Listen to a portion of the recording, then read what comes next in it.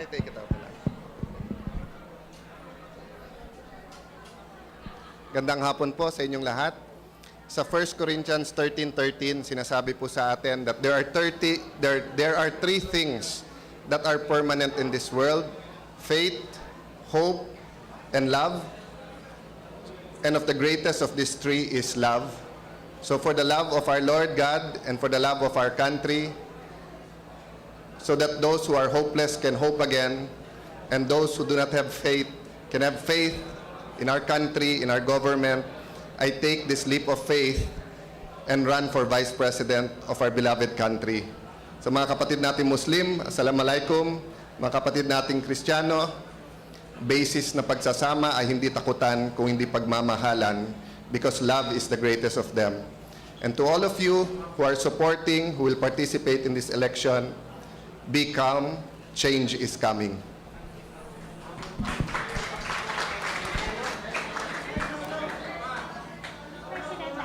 Sino pong president natin, sir? 100% support for Mayor Duterte for President of the Republic of the Philippines. So, sir, he's coming here. Continue to bombard the heavens with prayers. Marami pong nangyayari, maraming kumukumbinsi sa kanya. Ang puso niya po nasa atin, nasa ating bansa, pero grabe po ang burden sa kanyang balikat. So, let's wait. Total po, 1 oras at 2 minuto na lang naman po. Nahintay na natin siya na matagal, hintayin pa natin ng konti pa. Ako man ay maging running mate niya man o hindi, 100% po ang aking suporta at pagtaguyod sa kanyang kandidatura. Among the presidential candidates, we have very good people. Many of them can offer a better Philippines, but only one can offer a changed Philippines. Isa lang ang makakapagbigay ng tunay na pagbabago: Rodi Duterte. Vice President's running. How would you say you're different from all of them, or what makes you stand out from all of them? Masasabi ko lang naman siguro may takot ako sa Diyos, pagmamahal sa tao. Naging consistent tayo, no? Sino man makalaban, ano man makalaban, hindi ko po tinitignan kung ito'y politically correct, kung ito'y makakatulong sa karir ko o hindi. Basta't kung tama, ipaglalaban natin. Kung abuso, ipaglalaban natin. So ipagdasal nyo na lang kami, himayin nyo na lang. It's not yet time to give our campaign speeches. Himayin nyo na lang kung sino sa ating mga tumatakbo, Senador, Vice President, President, can give us a good Philippines, a better Philippines, pero kung sino ang makakapagbago sa luma at bulok na sistema na nagsasuffer ang karamihan nating kababayan, hindi lang dito kundi abroad, no? So we have very good candidates this year, and the more that file, the better. Mas may choice ang tao, no? Sir, will Duterte not running affect your platform? Kasi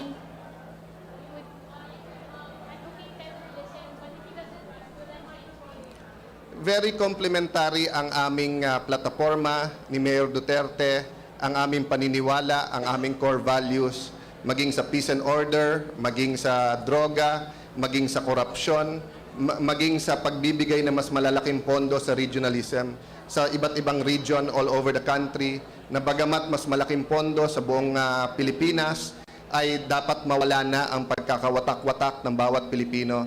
Yung kanyang federalism at yung akin decongesting Metro Manila ay akma at tumutugon sa isa't isa, dahil yung decentralization and yung decongestion of Metro Manila, moving the Department of Transportation to Clark Air Base to Central Luzon, moving of the Department of Tourism to Cebu, moving of the Department of Agriculture or Department of Environment, Natural Resources to Davao. These are all first steps going to federalism, no? So that's why we say hindi enough ang pagbabago. Sa OFWs, sapat ba na sabihin natin we care for them? Siyempre dapat protektahan at welfare nila. Pero our economy is thriving from their remittances. Kaya walang effort na iuwi sila sa Pilipinas. Ako'y naniniwala sa plataforma ni Mayor Duterte, Sa tulong niyong lahat po, we can have an economy in 10 to 15 years na masasabi natin sa lahat ng OFW, iuwi namin kayo, may trabaho dito sa Pilipinas, hindi niyo na kailangan iwanan ng inyong pamilya. So very complementary po ang aming mga plataforma. I think we can work well together. But having said that, as I said kanina, ang importante siya ang tumakbo. Tayo ay sumusuporta lang, isa lang tayo sa milyon-milyon na sumusuporta sa kanya. I can work with anybody. But the Philippines will work best with him as President of this great republic. Sir. Trisha Aquino from Interaction.com. Sir, what about the human rights violations being attributed to Duterte? He himself admitted on national TV that he first killed a man when he was 16. Okay. I'm glad you asked that question. And unlike other candidates na maraming skeletons in the closet, ika nga, si Mayor Duterte, diretsuhan sasabihin sa iyo kung anong ginawa niya, kung anong ginagawa niya, at anong gagawin niya. When I sat down with him, I realized there's much, much more to it. There is a whole philosophy, a whole program, a whole thought on how to deal with criminals, how to deal with drug pushers. His love for children, his respect for women's, and in fact, no, being a lawyer, he does believe in human rights. No? So wait for him. As I said, let's be calm. Change is coming. Ako'y naniniwala he will fully address all of that. No? Of course, walang perfecto na tao at walang perfecto na sistema. But if you look at the present setup of the Philippines, hindi ba human rights na maraming nagugutom? Hindi ba violation ng human rights na marami sa OFWs kung ano-anong pinagdadaanan pero hindi natutulungan ng gobyerno? Hindi ba part ng human rights na 1/3 lang ng lahat ng Pilipino ang pumapasok sa college, 70% nagda-drop out na from high school. If a president is able to solve that, he will be the president with the best human rights record. No? So hindi niya po iilagan yan, sasagutin niya yan. Of course, there are many questions and sub-questions and I recognize that. Thank you for that. No? Sure, follow-up lang po. Being a lawyer yourself, do you think he should be prosecuted for these crimes? When he answers that, I assure you, he told me personally, my sister, Senator Pia, my wife was beside me, Mayor Lani, when he said, he will be accountable for everything that he will do. And he will not he will not hide, no, sa batas. He will not be above the law. If he does something that is against the law, he is willing to go to jail for it. No? So wait, and he will be able to explain and articulate yung gagawin niya. But thank you for that question because that is in the question of many people's minds, especially those na hindi nakakakilala sa kanya. My few visits to him in this past years, no, in this past year particularly, exposed me to his whole philosophy. Many of you did not know he was a prosecutor. He was a fiscal handling cases for rebels, for abusive law enforcers, no? And during that time, nabuo niya hindi lang yung sistema sa isip niya how to deal with the system of criminality and how, no, to protect a great majority of our people from crime, no? So let's wait for that, but I'm sure that he'll be able to give you an answer that you'll be more than satisfied. But the straight answer, he's willing to face prosecution, unlike other candidates I know na ayaw magpa-prosecute, na nagtatago sa batas.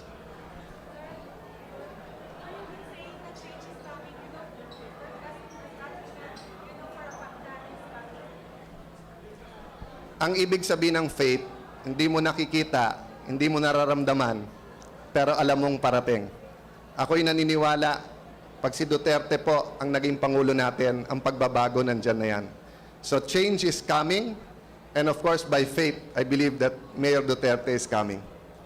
Sir, what will you be under a Duterte administration?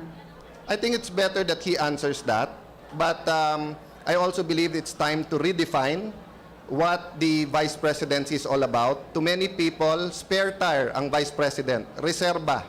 Diyan ka lang habang healthy ang Vice President. Kaya maraming bise ang nagreregalo ng lechon at chicharon sa Presidente o sa Mayor o sa Governor nila. No?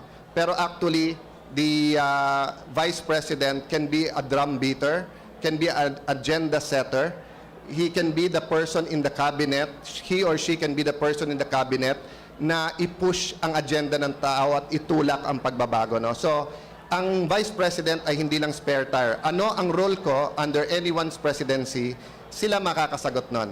But alam ko yung aking agenda at ipaglalaban po natin yan. Sir, what can you help him with? Mayor Duterte? Yes, sir. Siguro tao na makakasagot nun, but my track record, our organization, our nationwide prayer group, our nationwide care group, our nationwide youth group, women group, are one with the other Duterte supporters in seeing change in this country. I want to follow the rules, and may I just thank COMELEC, and I want to say 3 things about COMELEC. First, 23 years na ako tumatakbo, ngayon lang na napaka-organized at napaka-ayos ng lahat. Congratulations sa inyo, COMELEC. Number 2, maraming beses sa ating history, the last 50 years, na kinakahiya ang COMELEC, but now, sana tuloy-tuloy, win or lose, sana lahat kaming kandidato can say, we are proud of this COMELEC, but you're off to a good start. And number 3, ang aking pananawagan, dahil may budget hearing pa, ang pondo, ang kailangan ng COMELEC, ibigay natin para maging maayos, fair, and credible, transparent ang ating eleksyon. God bless you all. Maraming salamat po.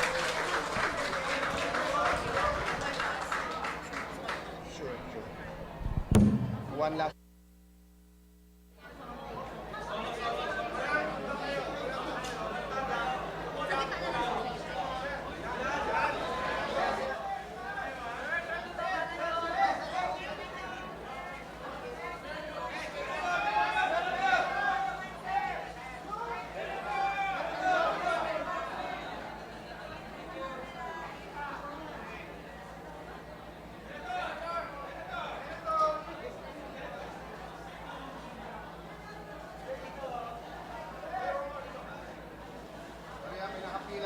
Thank you very much. Thank you.